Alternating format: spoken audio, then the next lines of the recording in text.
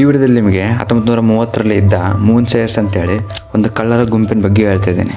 Particular ಆಗಿ ಇವ್ರ ಬಗ್ಗೆನೇ ಯಾಕಂತಂದರೆ ಇವರು ಇಲ್ಲಿಗಲ್ ಆಗಿ ಮಾಡೋ ಒಂದು ಕೆಲಸ ಅದು ಏನು ಅನ್ನೋದು ಈ ವಿಡಿಯೋದಲ್ಲಿ ಎಕ್ಸ್ಪ್ಲೇನ್ ಮಾಡ್ತಾ ಇದ್ದೀನಿ. ಆ್ಯಂಡ್ ಆಲ್ಸೋ ನಮ್ಮ ಮನುಷ್ಯರಿಗೆ ಇರೋ ಕಿವಿ ಥರ ಒಂದು ಮರಕ್ಕೂ ಕಿವಿ ಇದಾವಂತೆ. ಆ್ಯಂಡ್ ಅದು ನೋಡೋಕ್ಕೆ ಮನುಷ್ಯರ ಕಿವಿ ಥರನೇ ಕಾಣುತ್ತೆ. ಆ್ಯಂಡ್ ಇಷ್ಟಕ್ಕೆ ಆ ಮರದ ಹೆಸರೇನು ಆ್ಯಂಡ್ ಅದು ನೋಡೋಕ್ಕೆ ಯಾವ ರೀತಿ ಇದೆ ಅನ್ನೋದು ಈ ವಿಡಿಯೋದಲ್ಲಿ ತೋರಿಸ್ತಾ ಇದ್ದೀನಿ. ಆ್ಯಂಡ್ ಆಲ್ಸೋ ನಮ್ಮ ಪ್ರಪಂಚದಲ್ಲಿ ಬದುಕಿದ ಅತ್ಯಂತ ಉದ್ದವಾದ ಹಾವು ಯಾವುದು ಅನ್ನೋದು ಈ ವಿಡಿಯೋದಲ್ಲಿ ಹೇಳ್ತಾ ಇದ್ದೀನಿ. ಆ್ಯಂಡ್ ಆಲ್ಸೋ ಇನ್ನೆಷ್ಟು ಇಂಟ್ರೆಸ್ಟಿಂಗ್ ಫ್ಯಾಕ್ಟ್ಸ್ ಈ ವಿಡಿಯೋದಲ್ಲಿದೆ. ಸೊ ಈ ವಿಡಿಯೋನ ಎಲ್ಲೂ ಸ್ಕಿಪ್ ಮಾಡಿದೆ, ಈ ವಿಡಿಯೋನ ಪೂರ್ತಿಯಾಗಿ ನೋಡೋಕ್ಕೆ ಟ್ರೈ ಮಾಡಿ. ಆ್ಯಂಡ್ ಇನ್ನು ಲೇಟ್ ಮಾಡಿದೆ, ವಿಡಿಯೋದಲ್ಲಿ ಹೋಗೋಣ. ನಿಮಗೆ ಗೊತ್ತಿರೋ ಪ್ರಕಾರ ಕೊರೋನಾ ಟೈಮ್ನಲ್ಲಿ ಎಲ್ಲರಿಗೆ ಮನೆಯಿಂದ ಹೊರಗಡೆ ಬರೋದೇ ಕಷ್ಟ ಇರ್ತಿತ್ತು.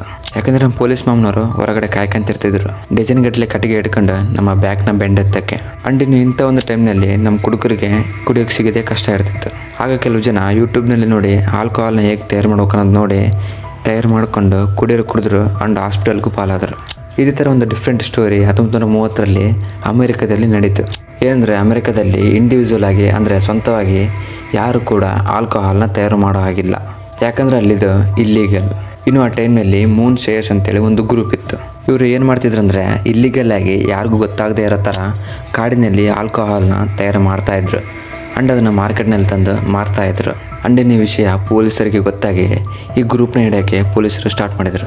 ಇವರು ಕಾಲಿನ ಹೆಜ್ಜೆಗಳನ್ನು ಫಾಲೋ ಆಗ್ತಾ ಈ ಗ್ರೂಪ್ನ ಹಿಡಿತಾ ಇದ್ರು. ಸ್ಟಾರ್ಟಿಂಗ್ನಲ್ಲಿ ಏನೋ ಚೆನ್ನಾಗೇ ಹಿಡಿದ್ರು, ಬಟ್ ಆಮೇಲೆ ಇವ್ರನ್ನ ಹಿಡಿಯೋಕ್ಕೆ ಆಗಲಿಲ್ಲ. ಯಾಕಂದರೆ ಈ ಮೂನ್ ಸೇಯರ್ಸ್ ಗ್ರೂಪ್ ಪೊಲೀಸರಿಗೆ ಸಿಗದೇ ಇರೋ ಥರ ಒಂದು ಕ್ರೇಜಿಯಾಗಿರೋ ಒಂದು ಐಡಿಯಾನ ಹುಡುಕಿದ್ರು.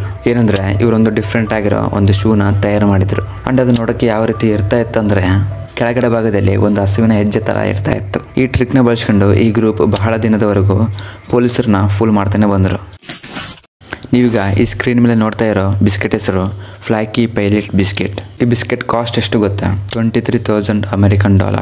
ಅಂದರೆ ನಮ್ಮ ಇಂಡಿಯನ್ ಕರೆನ್ಸಿಯಲ್ಲಿ ನೋಡಿದ್ರೆ ಸುಮಾರು 17 ಲಕ್ಷ ರೂಪಾಯಿಗಳು.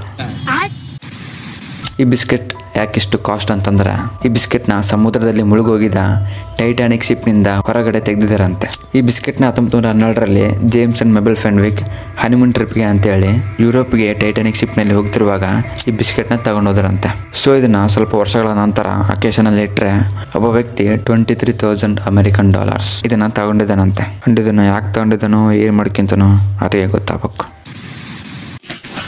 ಈ ಭೂಮಿ ಮೇಲೆ ಬದುಕಿದ ಅತ್ಯಂತ ಉದ್ದವಾದ ಹಾವು ಯಾವುದು ಗೊತ್ತಾ?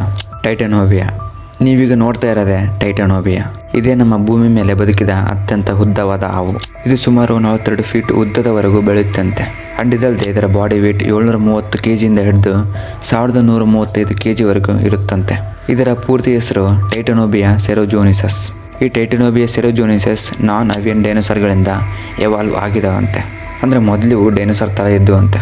ಇವು ಬೇರೆ ಬೇರೆ ಜೀವಿಗಳಿಂದ ರಿಪ್ರೊಡಕ್ಷನ್ ಆಗಿ ಈ ಥರ ಹಾವುಗಳಲ್ಲಿ ಒಂದು ಸ್ಪೀಸೀಸ್ ಆಗಿವೆ. ಇವು ಸುಮಾರು 60 ಮಿಲಿಯನ್ ವರ್ಷಗಳ ಹಿಂದೆ ಬದುಕಿದ್ದು, ಬಟ್ ಈಗಿಲ್ಲ. ಗೈಸ್, ನೆಕ್ಸ್ಟ್ ಫ್ಯಾಕ್ಟ್ಗೆ ಹೋಗೋಕ್ಕಿಂತ ಮುಂಚೆ ಒಂದು ರಿಕ್ವೆಸ್ಟ್. ನೀವು ಈ ವಿಡಿಯೋನ ಇಲ್ಲಿವರೆಗೂ ನೋಡಿದ್ದೀರಾ ಅಂದರೆ ನಿಮಗೆ ಒಂದಿಷ್ಟು ಈ ವಿಡಿಯೋ ಇಷ್ಟ ಆಗಿದೆ ಅಂತ ನಾನು ಅನ್ಕೊತಿದ್ದೀನಿ. ಸೊ ಇದೇ ಥರ ಕಂಟೆಂಟ್ ವೀಡಿಯೋಸ್ಗೋಸ್ಕರ ನಮ್ಮ ಚಾನಲ್ಗೆ ಸಬ್ಸ್ಕ್ರೈಬ್ ಮಾಡಿಕೊಂಡು ನೋಟಿಫಿಕೇಷನ್ ಬೆಲ್ನ ಆನ್ ಇಟ್ಕೊಳ್ರಿ. ಇದರಿಂದ ನಮಗೆ ಇದೇ ಥರ ಕಂಟೆಂಟ್ ವೀಡಿಯೋಸ್ನ ಮಾಡೋಕ್ಕೆ ಸಪೋರ್ಟಿವ್ ಆಗಿರುತ್ತೆ. ಒಂದು ವೇಳೆ ಆಲ್ರೆಡಿ ಸಬ್ಸ್ಕ್ರೈಬ್ ಮಾಡ್ಕೊಂಡಿದ್ರೆ thank you so much. And ಏನು ಲೇಟ್ ಮಾಡಿದೆ, ನೆಕ್ಸ್ಟ್ ಫ್ಯಾಕ್ಟ್ಗೆ ಹೋಗೋಣ. ಮರಕ್ಕೂ ಕಿವಿ ಇರ್ತಾವಂತ ಎಲ್ಲಾದರೂ ಕೇಳಿದ್ರಾ?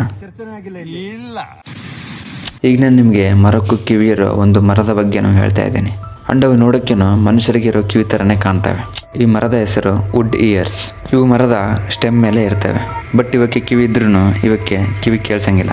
ಯಾಕೆಂದರೆ ಇವು ನೋಡೋಕೆ ಮಾತ್ರ ಮನುಷ್ಯರ ಕಿವಿ ಥರ ಕಾಣ್ತವೆ, ಬಟ್ ಮನುಷ್ಯರಿಗೆ ಕೇಳಿಸೋ ಥರ ಇವಕ್ಕೆ ಕೇಳಿಸಂಗಿಲ್ಲ. ಇದು ಮರದ ಮೇಲೆ ಬೆಳೆಯೋ ಒಂದು ಫಂಗಸ್. ಈ ಫಂಗಸ್ಸಿಗೆ ಒಂದು ಹೆಸರಿದೆ, ಅರಿಕುಲರಿಯಾ ಅರಿಕುಲರ್ ಜುಡೈ.